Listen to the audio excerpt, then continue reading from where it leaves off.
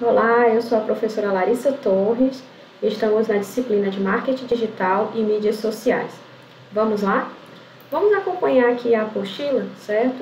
O material didático de vocês. E vamos lá para a página 9, onde a gente começa o nosso capítulo. Que nesse caso é o item 3, tá certo? Nesse nós vamos estudar sobre a segmentação e personalização.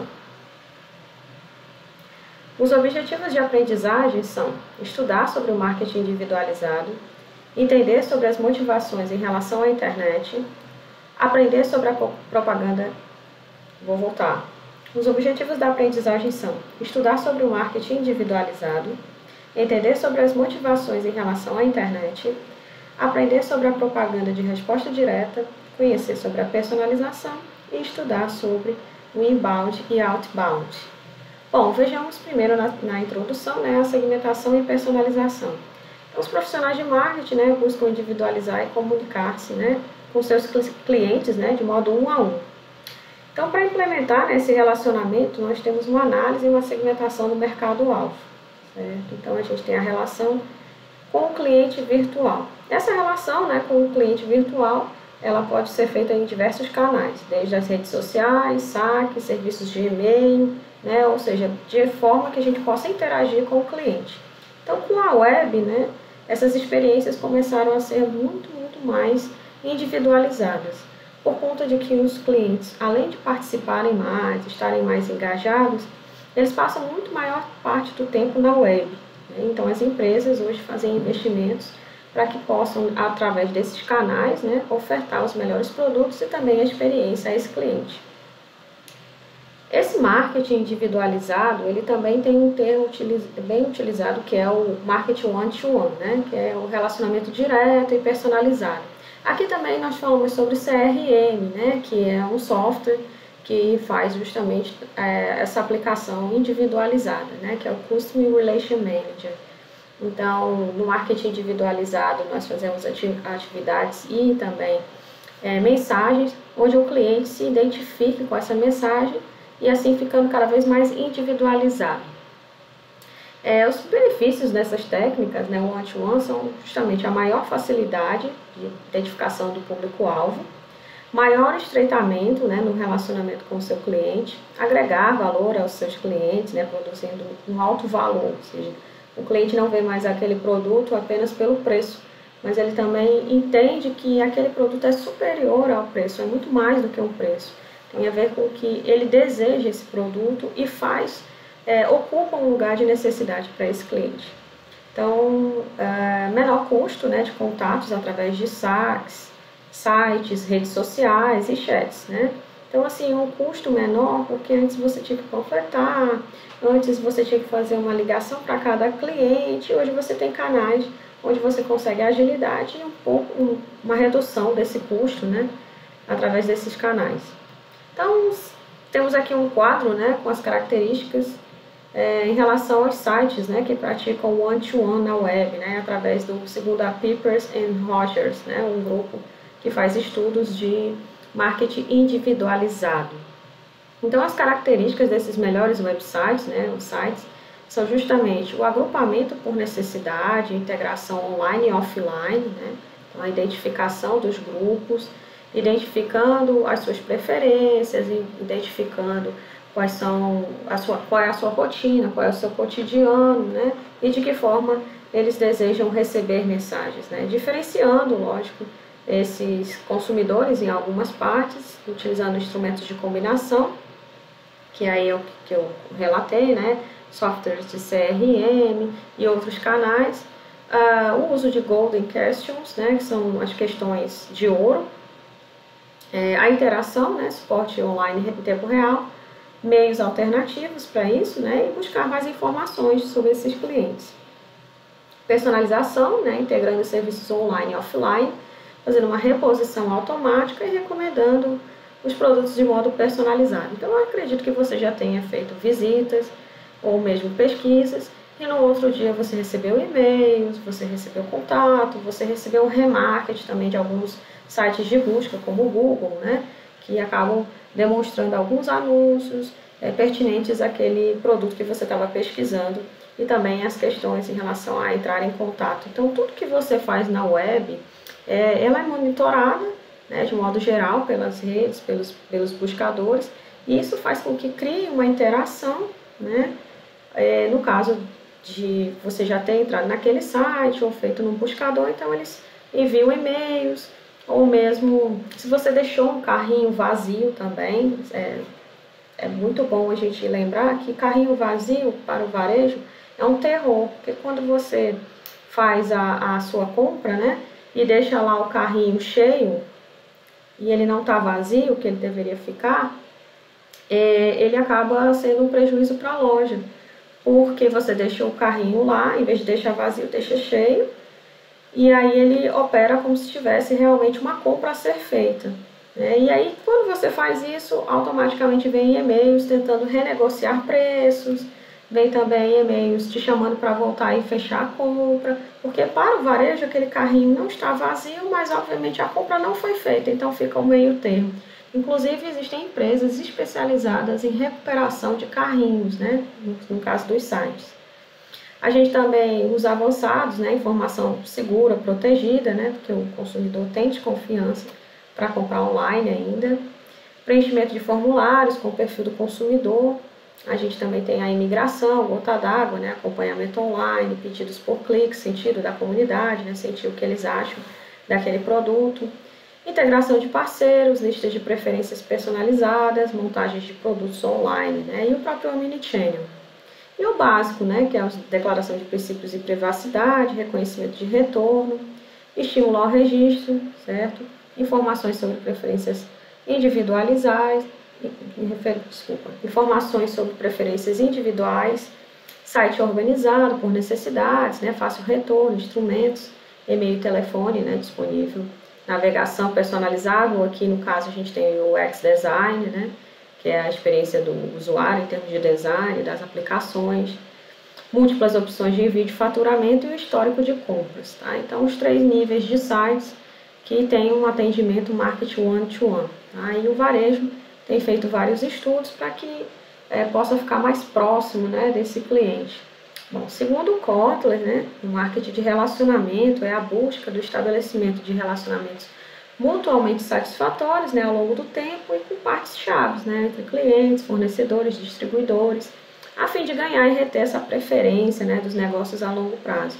Então, assim, não é somente um trabalho de relacionamento ao cliente, mas o seu fornecedor também deve ajudar, né, principalmente os fornecedores logísticos, os distribuidores. Então, por exemplo, você compra um móvel, ele fica danificado, né, você recebe, está danificado, abre a caixa, você faz o retorno, né, de logística reversa, e o fornecedor logístico vem buscar de modo mais rápido, o distribuidor oferta outro produto para trocar, então isso tudo acaba ajudando para que a marca também seja bem vista e o cliente fique, mesmo com uma problemática do móvel danificado, seja resolvível.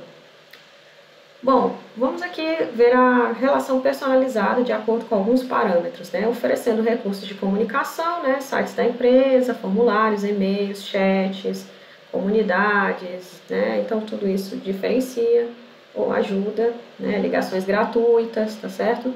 Diferenciar os clientes com análise de dados obtidos, né? Então você vai realmente focar no cliente que tem a pretensão de obter aquele produto, minerando e se separando constantemente, né, para não envelhecer o banco de dados, porque não adianta você ter um extenso banco de dados e esse banco de dados está desatualizado, tá? Então, por isso que quem tem CRM, né, que é o software de relacionamento ao cliente, ele deve atualizar sempre o seu banco de dados, limpando, filtrando. Isso também é um trabalho de vendedores para fazer isso, né, e alguns outros profissionais especializados. Fidelizando, né, integrando e engajando, né, o cliente para construir relações duradouras. Tá? Então, nesse caso aqui, promoções são muito úteis, certo? Alguns aspectos promocionais também são muito úteis. Tá? Então, tudo isso acaba ajudando, presenteando. Customização de produtos, né, e serviços seguindo cada perfil, bem como a personalização do conteúdo. Óbvio que um conteúdo infantil muitas vezes não vai atrair o adulto. Então, por sua vez, algumas chamadas de anúncio, ou algum tipo de produto, vão ter que ter conteúdos não só infantis, mas também que ter algo para o adulto, né, que é o comprador, para que ele possa ficar seguro daquele produto que está sendo oferecido à criança, né? Então, esse perfil, né, também tem que seguir aquela questão do marketing, né? Quem compra e quem usa o produto. Treinar os funcionários, né, para atendimento virtual, para a prontidão de resposta, né, exigida pelo consumidor e também para que o consumidor sinta-se seguro, né? Muitos não gostam de atendimentos através de máquinas, que são os chatbots, né? Então, muitas empresas utilizam um serviço híbrido, né? Uma parte vem chatbot, aí ele direciona depois para um ser humano. E mesmo os chatbots estão hoje passando por treinamentos de máquina, que chamam, que são pessoas que ficam introduzindo, né, as perguntas mais frequentes e assim gerando, né, que esse chatbot fique cada vez mais humanizado. Esse é o trabalho de muitas empresas hoje em dia. Bom, com o atendimento personalizado, né, eu posso ouvir, eu posso entender o cliente, posso prover, né, soluções, resoluções, né, posso fazer escopo de um atendimento mais humanizado, né, e esses funcionários não podem mais ser robôs e acabarem dando respostas engessadas, né, os processos hoje são muito individuais, então tem uma parte de perguntas frequentes, conforme a apostila informa, mas também tem uma boa parte de feeling, né, de sentimento do atendimento, né, do atendente em relação ao cliente. Muitos usuários, né, já foram atendidos por assistentes virtuais, eu mesmo já fui várias vezes, para trocar produtos, para comprar, então acredito que você já tenha passado por isso. Então os chatbots ou chatbots, né, também são tecnologias de tendência, né, da comunicação e relacionamento. Então essas empresas possuem e-consumidores, ou seja, consumidores que tem, né, uma vertente mais digital, né? Então esse aplicativo interativo, né, ele tem uma conversação que flui, né, tem uma fluidez cada vez mais humanizada, né, mas é uma inteligência artificial, né? E é muito comum em saques, tá? Ou seja, serviço de atendimento ao consumidor, mas também pode acontecer em vendas, até porque no caso do chatbot eu posso ter um primeiro atendimento. E se o site, né, tem horário para atendimento, não é 24 horas o atendimento ao vivo, né? Então, normalmente eles colocam um horário para atendimento de 8 até 10 horas da noite, por exemplo. E os horários posteriores, né, os que não estão incluídos nesse intervalo, eles têm um atendente virtual, né? E aí, quando for pela manhã, os atendentes humanos, né, já podem ver as mensagens e pode entrar em contato com aquele que fazia a pergunta, por exemplo, durante o horário que não tinha uma pessoa, né, ao vivo. E nesse caso, né, o chatbot pode retornar várias respostas e mesmo assim ter um contato final e o ser humano finalizar sobre aquilo, tá certo? Então tem alguns casos assim também, que é muito bacana, né? Se você imaginar que nem todas as vezes aquele tipo de negócio tem necessidade de estar 24 horas com um atendente ao vivo, ou o custo é muito elevado. Então o chatbot pode fazer esse atendimento, suprir, né, esse horário, e o horário comercial ser o ser humano, ou o horário que a empresa especificar, né? Normalmente o que acontece? Os chatbots também fazem a captação de leads, né? Então se por um acaso você entra de madrugada, faz perguntas sobre o produto, o chatbot cria um formulário, você preenche e logo posteriormente alguém entra em contato com você, né, que seriam os leads. E o que seriam os leads, né? São contatos com potencial fechamento, tá? Então, necessariamente você tem o usuário, aquele que visita, você tem o lead, que é um potencial cliente, ou seja, uma pessoa que tem um interesse, que tem um perfil sobre aquele produto, que depois ele pode virar cliente, e aí o ciclo de compra continua, e aí realmente ele passa a ser cliente da marca, tá? Então nós temos aqui as motivações, né, que levam em relação à internet, né, o que as pessoas procuram na internet. Então uma é o escapismo social, tá? Ou seja, fugindo da realidade. Então você com certeza adora uns memes, curte uns vídeos no TikTok, provavelmente você olha receitas no YouTube, ou assiste filmes. Então, assim, existe uma parte de entretenimento, você está assistindo a minha aula, provavelmente também está pensando aqui, eu estou assistindo a aula, mas eu gostaria mesmo de estar navegando no Instagram, ou na rede social A, B ou C. para poder fluir a mente, né, em entretenimento ou em um aprendizado diferente, né, simplesmente algo que foge da sua realidade. Informação e educação, né, então existem vários vídeos, nós estamos num vídeo educacional e com certeza você irá para vários outros vídeos de outros colegas, né, para assistir, ou mesmo blogs, conteúdos, revistas digitais, livros, né, então tudo isso para você ter uma educação. Nós estamos na era do lifelong learning, né, ou seja, pequenas gotas, pequenos pedaços de educação, então os cursos tendem a ser rápidos, muito ágeis, tá certo? E disponíveis em vários formatos para as pessoas. O controle é a interação, né? Então todo mundo gosta de conversar com outras pessoas, interagir com artistas, né? Hoje você consegue entrar, mesmo que não seja o próprio artista que te responda, porque muitos desses canais são, vamos dizer assim, controlados, né, por suas assessorias, né? Uma vez ou outra, algum próprio artista tem uma conta e responde para o seu público, certo? Principalmente no Twitter, né? A socialização, que também faz parte, e o fator econômico, né? Tanto para você verificar o que está acontecendo em termos econômicos, como também o fator de você poder analisar todos os mercados nacionais e internacionais. Bom, como o ser humano é um ser sociável, né, a internet obviamente chama muita atenção do ser humano, que a gente pode conversar e a gente pode partilhar informações e pode até mesmo entrar em conflito, né, partidos, política, criar conteúdos, modificações sociais, olhar a moda, olhar o mundo. Você já deve ter viajado pelo mundo, né, visto fotos, tipos de passeios, né, então tudo isso acaba ajudando bastante que a internet realmente seja atrativa, né, para todas as idades, tá? Então desde as crianças até as pessoas mais velhas, né, da melhor idade, né, assim como eu, nós gostamos da internet, isso aí é um fato.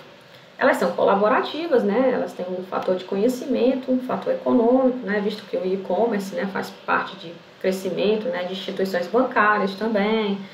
Vamos assim, também tem as empresas de cartão de crédito, empréstimo, ou seja, aqueles intermediários que podem ajudar a movimentar a internet, né, de modo financeiro. Entretenimento, como eu já informei, e também tem o lado negativo, que são os vírus, alguns links maliciosos que são enviados por e-mail em nome das empresas, muitas vezes elas têm que se reportar via própria internet, informando que não está dando nenhuma cafeteira, que não está dando nenhuma passagem de ônibus, de avião, enfim, porque infelizmente algumas pessoas enviam e-mails falando que estão dando passagens aéreas da Gol, da X, da Y, e na verdade a empresa não está fazendo nenhum tipo de promocional. Então a gente sempre sugere, viu aí uma promoção, viu um link malicioso, não clica, vai no site, tira a dúvida e depois faz realmente a visita no link que foi enviado para você. E no caso de bancos, né, nós já sabemos, já fomos bastante avisados que o banco não solicita atualização de senha, né, não faz muitos processos desse modo tão fácil, sem estar no aplicativo do banco e por via de e-mail ou SMS, né. Então aí temos as notícias falsas. Isso acaba impactando também as empresas, porque elas têm que entrar em contato, né, com o público por meio de assessoria, por meio dos canais oficiais, para poder explicar que aquela notícia é ou não falsa, né, é um fake news. E a gente tem um outro contexto também, às vezes a notícia não é 100% falsa, mas essas pessoas maliciosas utilizam uma boa parte da notícia correta e completam com uma notícia realmente falsa que ele quer incrementar. Nesse caso, as empresas hoje têm um trabalho de surfers, né, pessoas que ficam verificando essas difamações, né, ou seja, são crimes cibernéticos, tá certo? De qualquer forma, o próprio site tem responsabilidade também com os dados, né, nós tivemos recentemente vários casos de dados, né, expostos na internet, então muitas instituições estão sendo responsabilizadas por isso, e na internet hoje você realmente controlar seus dados, né, como consumidor é um pouco complicado. Eu sempre faço a sugestão de que você tenha um cadastro, né, em alguns meios de controle, como Serasa, por exemplo, para você receber informes, né, em relação ao que está acontecendo com o seu CPF, né, ou alguma movimentação, e assim você poder de pronto tomar as medidas se acaso acontecer algo, né, com seus dados. Aí sempre é interessante, né, verifique a fonte, se o site é verdadeiro, né, no caso das fake news, analise o link enviado, não passe para frente, tá, gente, tá cheio de mensagem falsa já, principalmente as mensagens que criam medo, né, a gente está num momento de pandemia e muitas geram muito medo, geram muitas, uma condição social pesada, né, então evite esse passar, né, esse compartilhamento. Evite também notícias sensacionalistas, né? Não leia apenas o título da matéria. E é importante que você consiga ver, né, essa política das fake news, né, das próprias notícias falsas, porque se você vai ser um profissional de marketing, você tem que estar de olho na sua marca perante a internet. Então não é interessante de jeito nenhum você deixar batido, né, nenhum tipo de comunicado se caso sua marca esteja envolvida, né? Bom, aqui no capítulo 3 nós ainda temos aqui a propaganda da resposta direta, tá? Que é aquela que a mensagem de propaganda pede ao usuário para fornecer um feedback ao emissor, então mala direta virtual é um exemplo, veículos de comunicação como rádio, jornal, televisão e revistas e mecanismos de buscas, tá? Então atualmente, né, a fase transitória da televisão para as redes sociais, nós temos os streamings, né? Os streamings, você vê que a Globo, que é uma emissora de TV, né, a própria Record, várias delas hoje têm streamings separados com uma programação que você pode fazer uma assinatura, tá? Como o YouTube, que o YouTube também tem sua parte paga, além de todas as outras ferramentas na internet, como o Google, tem suas partes pagas, então elas fazem essa concorrência para captar, né, as pessoas.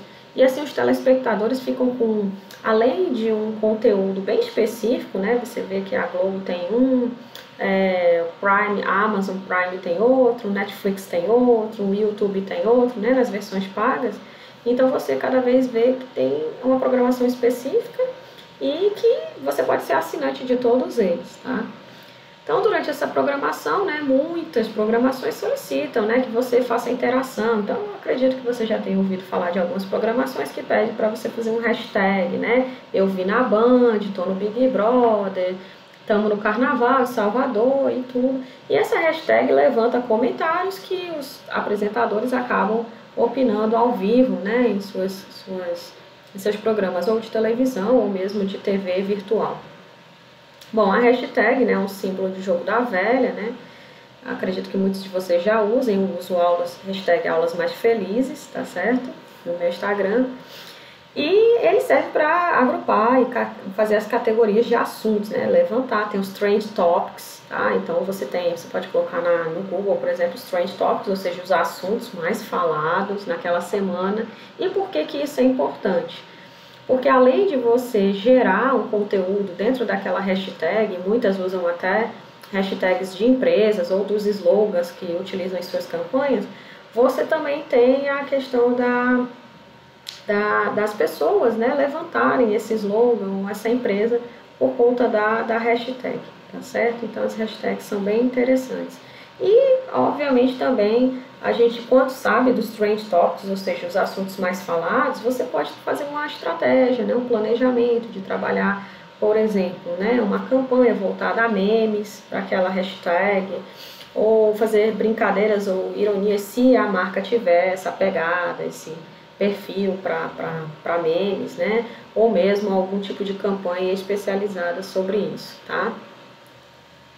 A gente tem também nas hashtags as postagens, o alcance, então isso é bem bacana para planejamento de marketing, tá certo?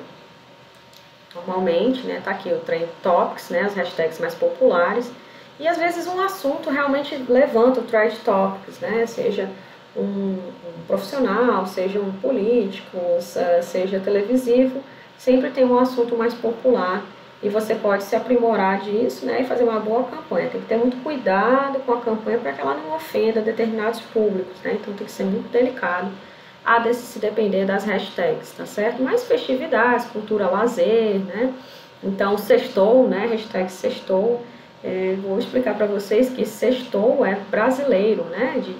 Sexta-feira, a gente vai brincar no final de semana. Mas sex to you é o que as pessoas que têm, os países que têm a língua em inglês, o sextou é visto como sex for you, né? Sex to you, ou seja, é o dia de sexo. Então, você já vê que uma hashtag que funciona num país pode ser um problema em outro país, tá? Então, se a sua marca for multinacional, verifique também a questão da tradução, tá legal? Bom, então, com o uso da cautela, né, para não virar spam, nichos de aplicação, então é sempre muito bom que você veja o nicho da qual você trabalha, verifica as hashtags mais populares, mas tem que ter cuidado também para hashtag ser muito popular, como o hashtag love, né, que você não vai ter um ganho de margem, porque muitas pessoas colocam com vários tipos de assunto, né, amor de casal, amor de mãe, amor, né? Então é uma hashtag muito ampla, certo? Normalmente as hashtags, elas diferenciam um pouco no seu uso, né? Tem gente que usa 39 hashtags, fica pesado. Então, por exemplo, no LinkedIn a gente só usa umas 3, 4, no Instagram a gente usa um pouquinho mais e no Facebook a gente usa também a mesma quantidade do Instagram, principalmente se a sua conta migrar, né? Ou seja, no que você posta no Instagram ele já faz a postagem no Facebook. Então, não exagera, tá legal? Evite muitos populares, né? Como eu falei, a Love. Então, com o material que eu confeccionei, eu tenho de cabeça as hashtags que tem aqui. Então, a personalização, né? A gente tem como exemplo aqui os sapatos personalizados na La Pulpa. Tá? Esse site é maravilhoso, é lindinho e você pode construir os seus sapatos. Tem vários, tem de carros, tá, gente? Tem vários sites para personalização, não só isso. E as personalizações, né, elas podem ser colaborativas, né, quando os clientes são chamados para fazer essas informações. Tem um carro da Fiat chamado Mio, que foi assim, feito de forma colaborativa. As pessoas indicaram o que queriam no carro e ele foi construído e ele foi para uma feira do automóvel há uns anos atrás, tá? Mas se você pesquisar na internet Fiat Mio, você vai ver que é o primeiro carro colaborativo do mundo. Personalização adaptativa, né, que ele já é padronizado, mas o cliente pode adaptar com alguns detalhes, né, de desejo. Tem a transparente, né, que ela entrega ao cliente um produto único, né, sem dizer que são personalizados. E personalização cosmética, né, que é um padrão, mas a entrega é personalizada, tá certo? O produto é padrão, mas a entrega que é personalizada. Então, por exemplo, hoje em dia você consegue fazer projetos de layout, de móveis, tudo através da internet com um futuro 3D, tá? Bom, aqui a gente tem a segmentação, né, por análise do mercado-alvo, tá? Então, o mercado-alvo hoje trabalha com os critérios, né, tradicionais do público digital, tá? Então, é baseado somente em características individuais, como renda, personalidade, fatores culturais, políticos, econômicos, tá? Então, segundo Strauss e Frost, né, os indivíduos sempre trazem características e recursos pessoais em uma compra online. Então, quem nunca foi comprar uma capinha de celular e queria que fosse única, né? Hoje você tem marcas que fazem esse tipo de trabalho. Ou então você quer um fone de ouvido, né? Um óculos, uma maquiagem, né? Tudo isso é bem personalizado. Bom, a gente tem aqui, segundo Charlene, né? Dentro da conveniência aqui, a questão do perfil tecnográfico.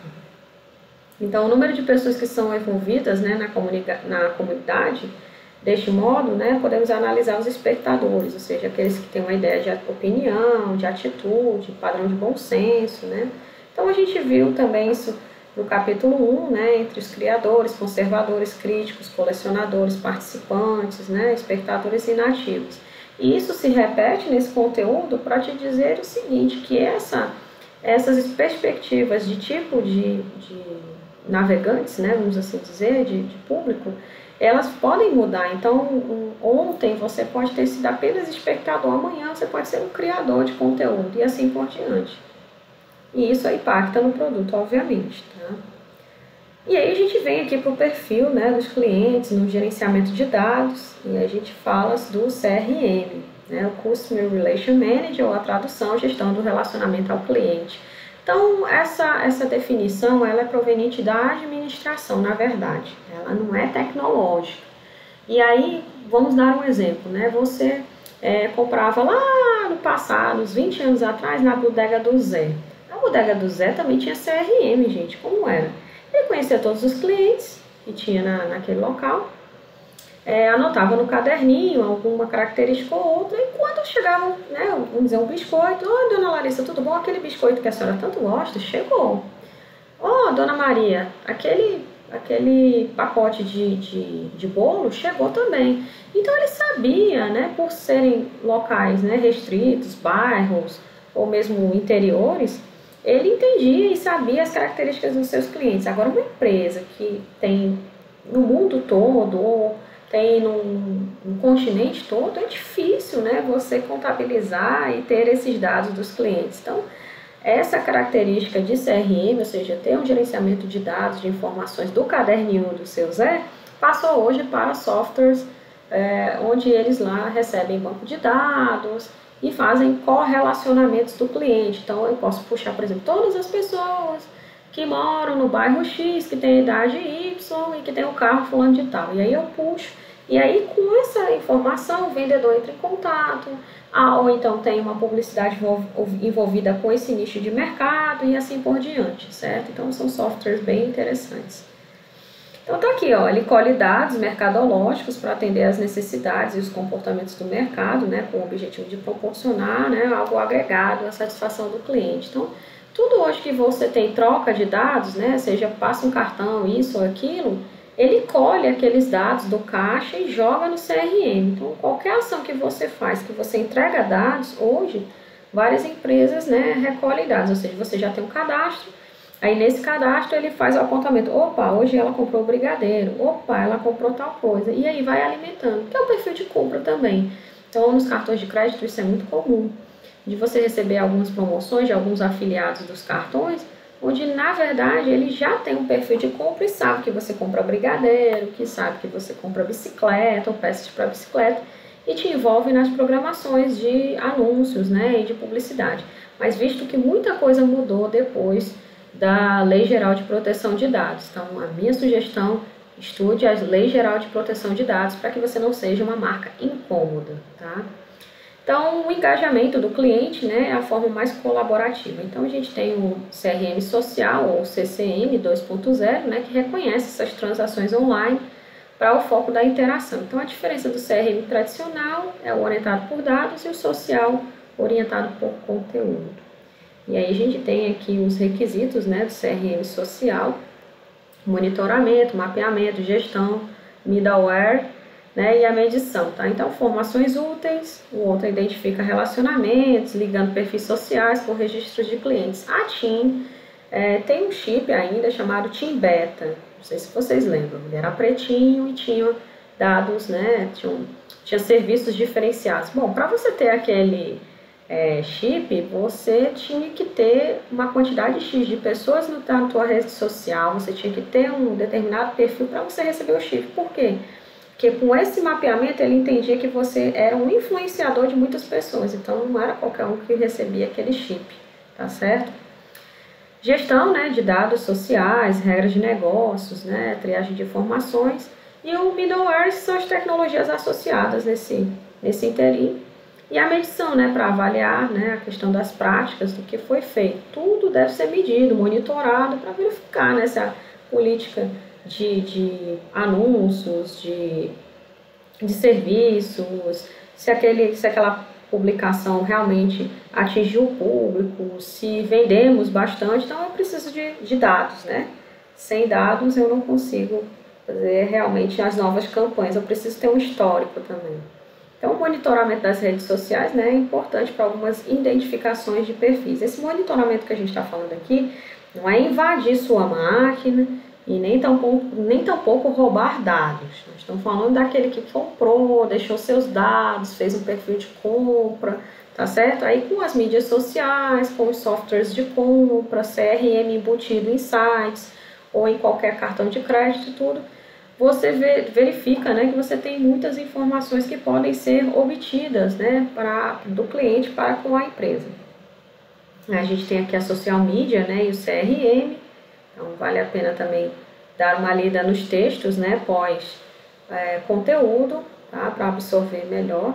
Então, eles falam sobre os consumidores 3.0, lembrando a vocês que a gente já está migrando, já estamos no 4 e migrando para o 5, tá? Isso eu comentei lá no vídeo 1, tá? A gente tem aqui o site do Proteste, né, que é a Associação Brasileira de Defesa do Consumidor, né, entidade civil sem fins lucrativos, né, e onde eles confiam na opinião dos usuários. Não tem só o Proteste, tá? O Reclame Aqui, tem vários outros sites, mas o Reclame Aqui ainda é mais popular do que o Proteste, mas é porque o Proteste, ele não vai só falar de reclamações, mas também ele vai dizer se o produto tem ou não o funcionamento da qual ele se prometeu, né, para o mercado. Bom, agora nós vamos para o item 5, tá, do capítulo 3, que é o inbound e outbound marketing, muito importante, porque como pilar, que nós vemos aqui na imagem, temos o pilar básico do conteúdo, né, da questão orgânica, lembra que a gente falou no vídeo 1, SEO, e a social media, tá? Então, com o planejamento nesses 3 itens, né, nessas 3 bolinhas, nesse pilar, você com certeza vai chegar mais próximo do seu cliente, tá? Então, quando a gente fala de unbound, né, consiste no desenvolvimento de conteúdos bem atraentes, relevantes ao público. Então, hoje, por exemplo, eu tenho uma profissão chamada conteudismo. Então, eu não só escrevo materiais ou e-books, um deles, que é esse que vocês estão vendo, que da qual eu fui a autora, mas também eu faço incremento de conteúdos em blogs. Hoje você tem incrementos, você com certeza deve ter um iFood ou algo parecido. Normalmente tem umas mensagens assim, que fome, olha aí o cupom, e aí, terminou seu TCC, pega aí um lanchinho. Pois é, aquele tipo de mensagem é colocada como gente como eu. Por quê? Para ser atraente, para chamar atenção e você poder comprar. E às vezes você nem estava pensando em comprar, mas aí depois da mensagem você teve vontade de comprar. Então, conteúdo personalizado, né, palavras-chave, né, para agregar social media, né, sites, relacionamento. Então, tem muitas estratégias muito bacanas nas redes sociais sobre isso, tá?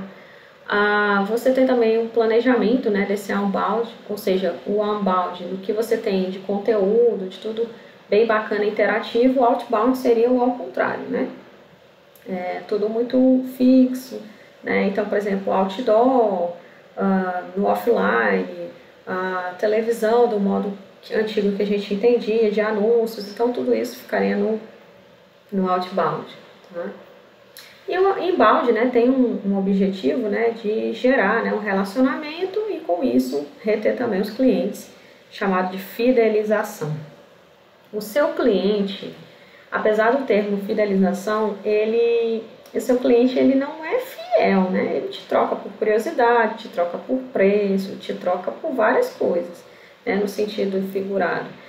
Então a gente tem que conduzir esse cliente para que ele nem olhe, nem paquere para o concorrente, tá? Então essa abordagem a gente chama de funil de vendas, por exemplo, né? Para você atrair, converter, relacionar e depois vender, tá? E nesse funil de vendas vem aquela questão do lead, tá? Então eu acho que vocês já devem ter visto agora tem muitas landing pages, ou seja, páginas que sempre dão um presentinho, um mimo, uma coisinha, e aí ele te atrai. Depois que você baixa um e-book ou compra né, ou pega alguma coisa que ele diz que é presente, na verdade você não compra nada de graça, aí ele deixa, né, para você ser lead, né, para se relacionar, passa para o contato comercial e posteriormente a venda, tá? Então esse funil de atração do inbound é principalmente muito relacionado com landing pages, né? Então é bem interessante. Então a gente tem a produção de conteúdo, mídias pagas, site, blog,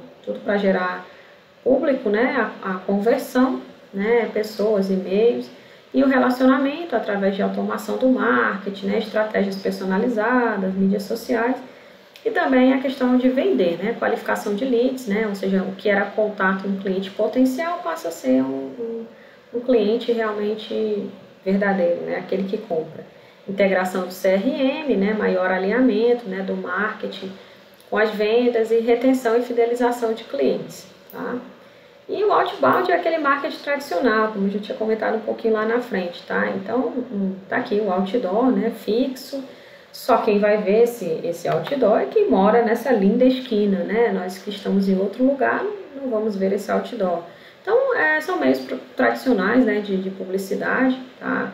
Eles não são menos importantes, muitas vezes eles são apenas complementam, né, são agregadores, tá? Então, quando a gente fala de campanha, a gente já tem um público, a gente sabe o online e offline, e a gente faz investimentos online e o offline, né, o marketing tradicional, complementa isso, tá? E é muito importante também, sabe, entender que o marketing trabalha muito junto com o pessoal de logística. Então, se esse produto não estiver na loja e você faz anúncios inbound ou outbound, você pode gerar uma expectativa negativa para o cliente, porque ele vai lá ver o anúncio, ver a propaganda, ver tudo, mas quando chega na loja não tem o produto. Essa história do tem, mas está faltando, não existe, tá, gente? Tá, gente? Não vai nessa, não. Tem que saber se o produto está lá no ponto de venda. Então, a gente tem aqui o material complementar, né, que é o consumidor omnichannel, né, que desafia, né, as empresas por conveniência. Eu acredito que você já deve ter feito uma pesquisa, porque no primeiro vídeo a gente comenta sobre o omnichannel, tá?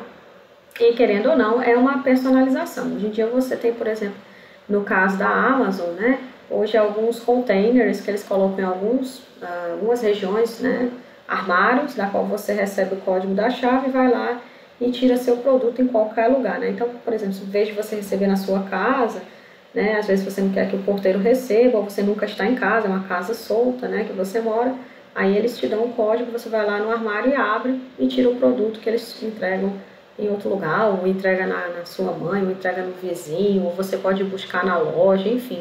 Essa questão do omnichannel caracteriza uma personalização de entrega, né? E o marketplace, né, que também está em voga, vale a pena vocês anotarem também, que é um crescimento, que é a questão das lojas que estão representando várias outras lojinhas, né? Magazine Luiza, no caso também tem Americanas, Extra. Então hoje eles não têm um estoque só deles, eles têm um estoque de outras pequenas empresas que se cadastram, né? Inclusive a Magazine Luiza realizou uma campanha onde ela chamava pequenos empresários para esse momento de pandemia para se cadastrarem na Magazine Luiza e assim ela poder fazer a entrega, a publicidade e tudo. Então toda vez que você compra um produto hoje tem assim, entregue por fulano, entregue por ciclano. Então ela não é da Magazine Luiza ou do Extra, ela é de uma outra empresa que está fornecendo ali para a Magazine Luiza. Mas anote essa palavra, marketplace, também está em crescimento. Já existem vários, na verdade, mas faça o estudo também da questão de como acontece, né, esse negócio e como acontece também o processo desse tipo de negócio. Então, materiais complementares, né, a gente tem aqui os exercícios do capítulo 3, que são muito bons para você fornecer e também para que você possa receber, né, fazer uma troca de conhecimento através dessas questões, né? Fazer uma reflexão também. Então, é bem interessante os exercícios por conta disso, para fixar a matéria e também ter essa troca. E você pode conversar com seus colegas, né? Para entender se eles chegaram aos mesmos resultados ou eles tiveram uma outra visão da aula que você está assistindo, certo? Então, por aqui a gente finaliza o capítulo 3, tá? Tem um relembre. E vamos agora para o capítulo 4, tá bom? Bom, gente, agora vamos para a unidade 4, né? E assim finalizarmos a disciplina. Então, na unidade 4, nós temos as estratégias e métricas. Vamos entender um pouquinho sobre o que são essas estratégias e métricas, tá? Então, nós temos aqui, por exemplo, a questão dos 8 P's do marketing digital, nesse capítulo que a gente vai ver, a questão do remarketing e alguns aspectos sobre isso, tá? Então, a metodologia dos 8 P's, que foi desenvolvida por Conrado Adolfo, que é um autor, estudar sobre os riscos e crises, né, no marketing digital, compreender o funcionamento do Google AdWords, cheguei a comentar rapidamente no vídeo 1, entender como criar uma campanha, né, compreender o uso, né, do remarketing, também comentei nesse instante sobre o remarketing, mas a gente vai dar alguns detalhes aqui. Então, a metodologia dos 8 P's, né, que é tratada pelo Conrado Adolfo, ela se trata, né, ela é proveniente, né, foi concebida num processo de nunca ter fim, tá? Então, do Yin e Yang, né? Então, temos aqui o símbolo, né, taoísmo, do yin e yang, tá certo? Então, o processo circular nunca tem um fim, começa e termina no consumidor, então renova-se para um aprendizado contínuo, tá certo? Então, vamos lá aos itens. Então, a gente tem aqui o ciclo da metodologia dos 8Ps, tá? Do marketing digital, que é a pesquisa, planejamento, produção, publicação, promoção, propagação, personalização e precisão. Vamos conversar sobre cada um deles. Lembrando que a gente aqui tem a cocriação, né? Aqui tem um comentário sobre que hoje não só os consumidores, né, mas até seus fornecedores podem interagir promovendo, né, uma cocriação. Então, muitos produtos são desenvolvidos com a ajuda do consumidor. Normalmente, alguns softwares são lançados no mercado, ou alguns produtos que não estão finalizados, e o consumidor faz esse teste, retorna, né, com as observações dele, e assim há um desenvolvimento do produto com a ajuda do consumidor, né? E também, às vezes, com o crivo, né? Na verdade, você vai construindo e você também pode pedir a observação dos consumidores. Então, esses protótipos, né? Eles são muito interessantes porque você pode fazer vários testes com consumidores. A gente pode até tocar num assunto bem legal, chama-se Design Thinking, que é uma metodologia que aborda, né, algumas partes como a imersão, ideação, prototipação, teste, né, para você criar ou desenvolver o produto. Então, não tem nesse material, tá certo, a questão do Design Thinking, mas eu te dou um toque para que você faça uma pesquisa bem bacana sobre Design Thinking, né, e verifique como estão sendo construídos alguns produtos, né, e serviços com o olhar do consumidor, com a jornada do consumidor, tá?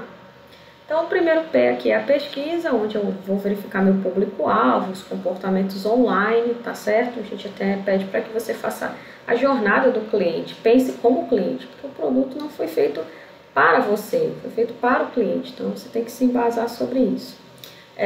Outro aspecto muito importante também da pesquisa é que você pode dividir ou garantir, né, níveis de conteúdos diferenciados para cada consumidor, tá?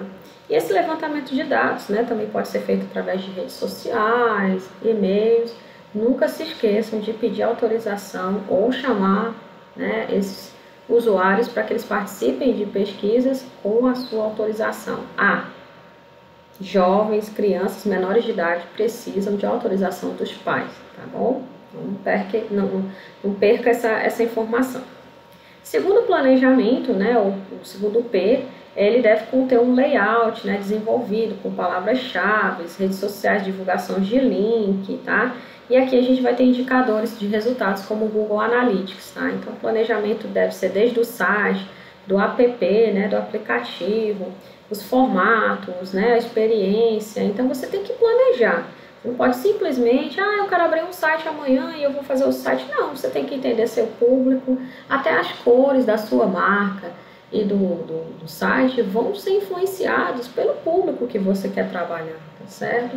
Então, você não pode simplesmente, eu vou fazer um site, eu vou fazer um aplicativo, e a sua logística está pronta? E a sua embalagem está pronta? E esse produto que você está fazendo, ele está pronto? Porque senão você pode estar com tudo tecnologicamente feito, mas o produto não está acabado, tá? Então, segundo Weiss, né, em qual negócio eu estou, em qual eu quero estar, o que eu faço de melhor, como é que eu sou percebido pelo mercado e, fundamentalmente, né, a empresa, de que forma ela vai ter êxito no mercado. Então, isso aí são aspectos de posicionamento para que essas estratégias, né, ao serem adotadas, possam ser bem utilizadas e, assim, você ter um sucesso sobre isso.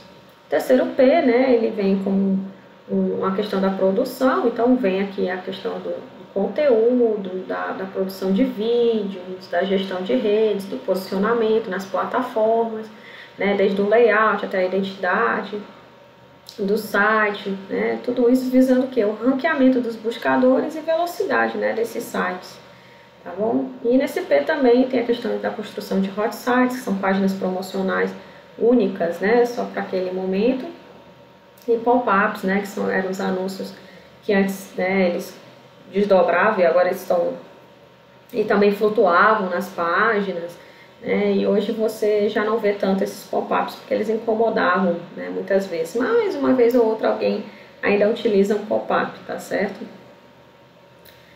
Bom, a gente tem a questão do layout que influencia os visitantes. Então, sugiro que você faça uma prototipação de site ou mesmo de aplicativo através do aplicativo Figma, Figma.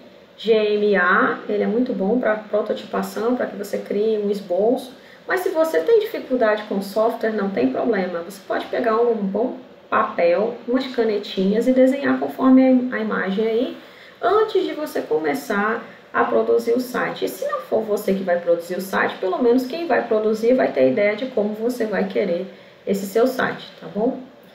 O quarto é a publicação, tá? Então, o conteúdo, né? Conteúdo, tanto online quanto offline. E essas publicações também têm a ver com o dia, com o horário. Não sei se vocês sabem, mas influencia muito. Se o seu público é de manhã e você está publicando à noite, você não vai ter o mesmo resultado. Até porque quando você publica algo em rede social, ele tem um fluxo de igual uma bomba. Pum, aí ele manda para várias pessoas, aí depois ele vai enfraquecendo.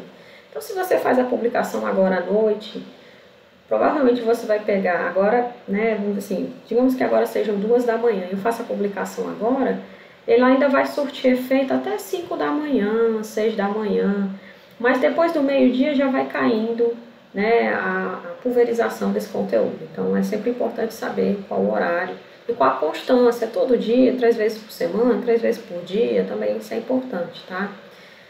Bom, se faz necessário que conteúdo é tudo aquilo que tem que ser, que deve ser consumido, pode ser consumido com informações que acrescentam valor a alguém. Então, por exemplo, se você gosta de receitas, provavelmente todo tipo de conteúdo relacionado a receita de bolo, de café, de biscoito, de comida, você vai querer para outra pessoa. Isso não é tão interessante. Então, por isso que tem essas diferenciações de público.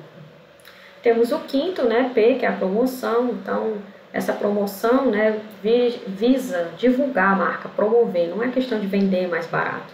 A questão é de trabalhar com divulgação da marca. Então, links patrocinados, né, no Facebook Ads, Instagram, Google, campanhas em redes sociais, campanhas inbound e outbound, que a gente já comentou, campanhas de e-mail marketing, artigos, vídeos, otimização de website, mobiles, influenciadores, sites de parceiros. Então, tudo isso visa a promoção da marca, principalmente quando a questão da promoção parece ser natural. Como assim, Larissa?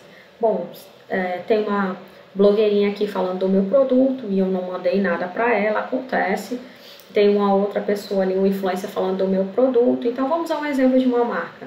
A Bepantol, que é uma pomada de assaduras, ela ficou muito famosa entre as influencers, né, femininas, porque elas falavam que tratava pele, porque elas falavam que era bom para fazer maquiagem, porque elas falavam tanta coisa que as pessoas substituíram uma marca muito antiga de pomada chamada Hipogloss por Bepantol. Tá? Então, se você foi um bebê da década de 80, para você era Hipogloss, uma pomada de assadura. Mas para a geração mais próxima era Bepantol. Mas por que ela ficou famosa? Porque as influenciadoras descobriram como marca, ela cresceu, se desenvolveu.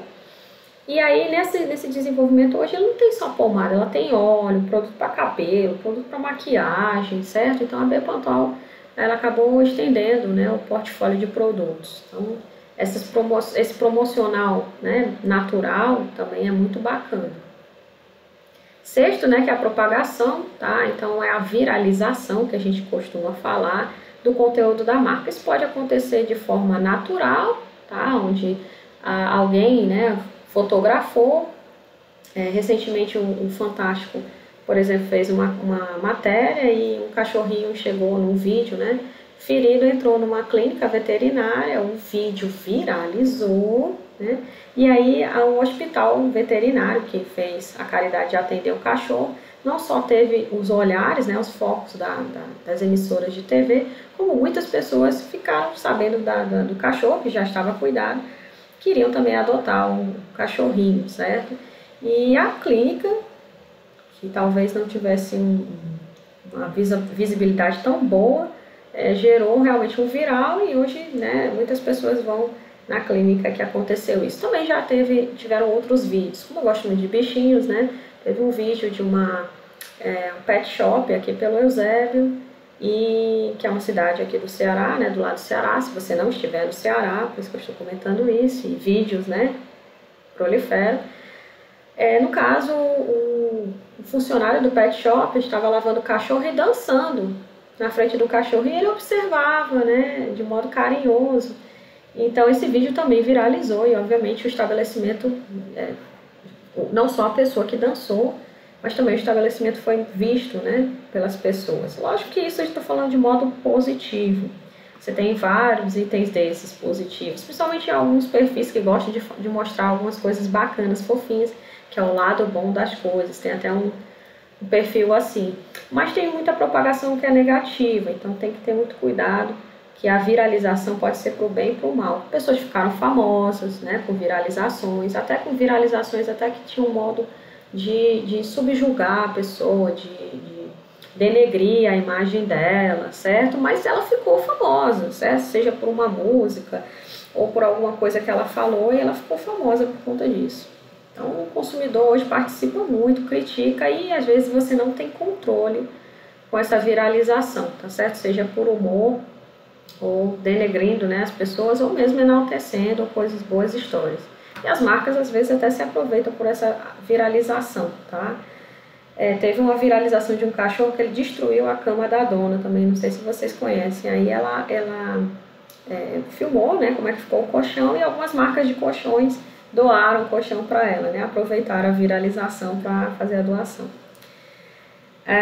Transmídia, storytelling, ou seja, contar uma boa história, não só contar uma boa história, mas também fazer uma boa comunicação. Então motiva funcionários, auxilia em campanhas, lança produtos, engaja leitores e gera um bom posicionamento web, tá? Então muitas marcas também utilizaram-se do storytelling, tá?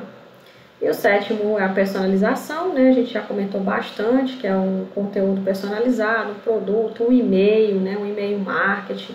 Então tudo isso gera uma comunicação relevante para o consumidor. Bom, nós temos o oitavo, que é a precisão, tá? Então a gente trabalha com métricas, KPIs, né? Ou KPIs, que são indicadores, né? Chaves de performance. Hoje você tem um trabalho de marketing de performance, tá? Que é a mensuração de resultados vindos de plataformas, aplicativos, né? E dados de palavras-chave, quantas pessoas entrarem, etc. Ou seja, visitantes, tempo no site, taxa de rejeição, ou seja, entrou e saiu só na primeira página, voltou para o site, comprou, realmente efetuou. Então são vários indicativos para nesse P que são muito importantes, tá? E lógico que a gente também tem que saber o que foi investido, qual foi a receita, o crescimento e a taxa de conversão pelas landing pages, tá? Que são páginas de aterrissagem. Você coloca um conteúdo bacana, oferece um presentinho para a pessoa, em troca ela coloca os dados. Com esses dados o comercial entra em contato, e se o cliente realmente compra, aí ele passa a ser cliente, não mais lead, né? Que seria aquele formulário que você inseriu os dados, você passa a ser lead, e quando você compra os produtos, você passa a ser realmente o cliente. Bom, nós temos os riscos, né, e as crises no marketing digital, tá? Então, quando aconteceu alguma coisa, né, uma marca que foi acusada de que tinha rato dentro da bebida, a outra que um funcionário maltratou outra. Então essas crises, no caso, você tem que ser rápido, ouvir o clamor das redes sociais, demonstrar empatia, mostrar solução, ser acessível, comunicar, tá? Criar as corretivas e se precaver para que não ocorra mais, tá? Temos o Google, que é o buscador, acredito que todos vocês já utilizem, tá? Ele foi um dos buscadores, não foi o primeiro buscador, tá? Existiram outros, Yahoo, vários outros. E no caso ele ficou, né, mais popular. Nós temos o Bing atualmente também, para quem tem máquina Microsoft, mas todavia o Google, né, das suas funcionalidades é buscar, né, produtos locais. Então hoje você não consegue ir para lugar nenhum sem dar uma googlada, né, que a gente chama. E aí você tem todas as ferramentas mais conhecidas, né, desde mapas até agendas, alertas, analytics, e-mails, né, muitos de vocês devem ter os e-mails, E tudo isso que é de graça, por uma parte, envolve também alguns aspectos de dados, tá certo? Uma das ferramentas muito importantes para o marketing digital é o Google AdWords, né? Que ele segmenta, né, anúncios. Então, a Google tem uma rede de contatos, uma rede de espaços, né, que eles pagam. E toda vez que você pesquisa sobre um produto, normalmente no outro dia tem vários banners, vários anúncios e tal. E naquilo ali não é uma mágica, né? Não é uma mágica. É simplesmente porque você fez a pesquisa e ele capta do teu computador essa pesquisa e ele passa a demonstrar dentro dos sites que ele tem afiliação as campanhas relativas àquela pesquisa que você fez no seu computador, tá certo? Temos aqui, no caso, as impressões, os cliques, né? Então, são indicadores também muito importantes no Google, por isso que vale a pena dar uma lida em cada indicador, tá certo? E aqui a gente tem como criar uma campanha, né? Então, a gente tem que verificar, no caso, o Google Ads, quais são as palavras que eu vou comprar, certo? O fuso horário, a moeda que eu vou pagar. O Google tem um curso específico para isso, tá? Você pode fazer também gratuitamente. Existem certificações Google para você poder se transformar num marketing de performance, tá certo? E criar anúncios realmente atraentes e que reflitam, né? Desenvolvam-se resultados de lucro, tá? Então você tem desde anúncios de texto, vídeo, gráfico, aplicativo, tá? Então provavelmente você já deve ter visto esse tipo de anúncio, com certeza. Eles são pagos e eles funcionam como um leilão. A cada 24 horas eles zeram, né? Porque, por exemplo, se você comprar a palavra flores, você é uma floricultura, e o seu concorrente também comprar, e zera no outro dia e todo mundo usa a mesma palavra. Vocês estão entendendo? Tem o remarketing, que é justamente o refazer o anúncio, que é a conversão, né? Ou seja, o que você buscou na internet, ele volta para você em forma de anúncio, tá? Então, são captações das suas próprias pesquisas, tá ok? E aqui a gente tem um texto, né, falando sobre o hotel urbano, que é um estudo de caso de remarketing dinâmico, vale a pena também fazer uma boa leitura. Não desfaçam de nenhum texto que tem aqui na apostila, porque eles são muito importantes para a complementação dos seus estudos. E a gente tem aqui também uns exercícios para que você possa reforçar, né, o seu conhecimento. Também faça uma leitura do relembre na sua apostila, tá? E aqui chegamos ao final do capítulo 4, tá? Da nossa apostila de marketing digital e mídias digitais, né? E eu queria agradecer que você chegou até aqui. Sugiro que você faça leituras, tá? Faça pesquisas e desenvolva, né, nessa área e ganhe seu dinheiro. E eu também quero desejar para vocês que vocês façam os exercícios, comentem nos fóruns e muito obrigada por chegarem até aqui. Espero ver vocês muito ricos através do marketing digital. Até a próxima. Eu me despeço de vocês, tá? Eu sou a Larissa Torres, estou nas redes sociais, no LinkedIn larissatorres.40. Desculpa, errei. Quem estiver editando aí, volta. Eu sou a professora Larissa, me despeço de vocês, né, das 4 unidades. Você me encontra no LinkedIn, Larissa Torres 40, tá certo? E larissa.torres.31 no Instagram. Até a próxima!